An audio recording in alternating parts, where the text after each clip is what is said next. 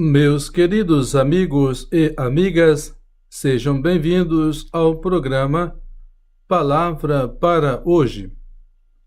Nós lemos o texto do livro dos Atos dos Apóstolos, que se encontra no capítulo 4, do versículo 13 ao versículo 21, e que fala do espanto dos membros do conselho diante da coragem dos apóstolos Pedro e João, ao testemunharem diante das autoridades.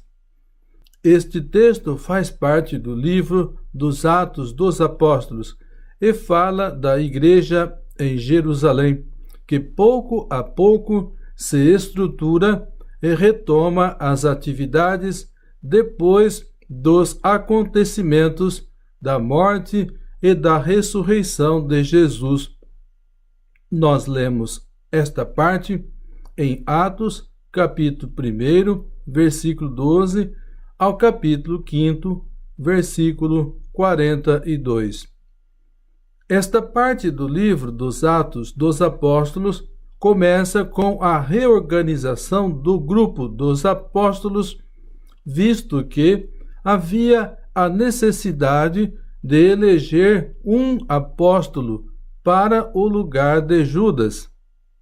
Nós lemos isto em Atos, capítulo 1, do versículo 12 ao versículo 26, enquanto que termina com a intervenção de Gamaliel, um doutor da lei respeitado pelo povo, a favor dos apóstolos, a fim de que eles pudessem ser liberados.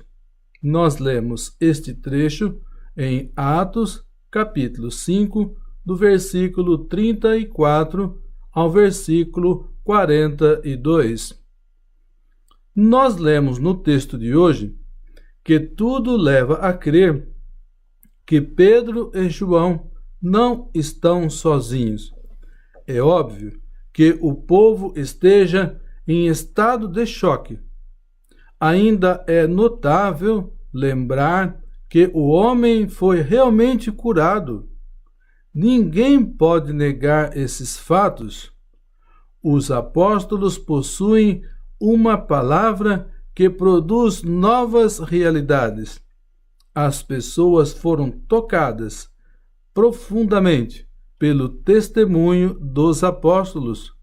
Muitas conversões se produziram, chegando mesmo ao número de 1000, e também muitos pediram para ser batizados.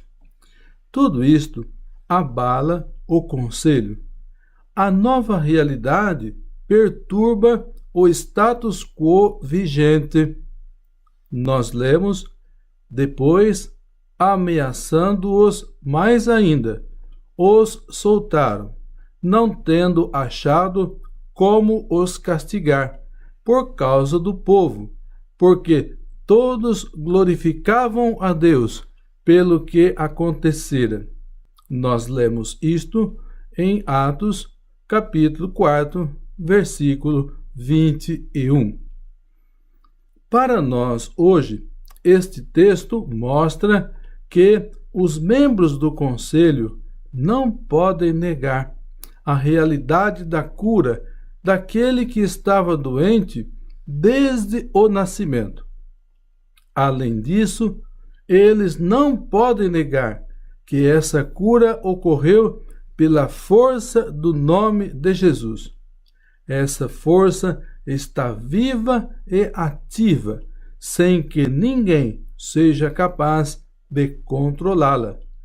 Tudo o que resta é observar e pensar sobre o que fazer diante desta nova realidade e de tomar certas medidas para controlá-la.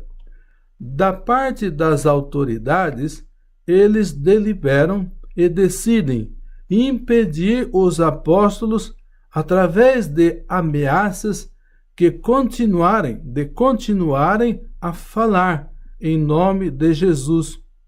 Da parte dos apóstolos, eles levantam a questão da morte de Jesus, que ocorreu por causa do papel ativo das autoridades na rejeição de Jesus, a pedra fundamental. E esta rejeição levou Jesus à morte. Mas Deus decidiu construir o edifício sobre a pedra rejeitada, que agora voltou à vida pela vida e pelo testemunho livre desse pequeno grupo de discípulos que crescem aqui e ali, sem que ninguém tenha controle sobre eles. Amém.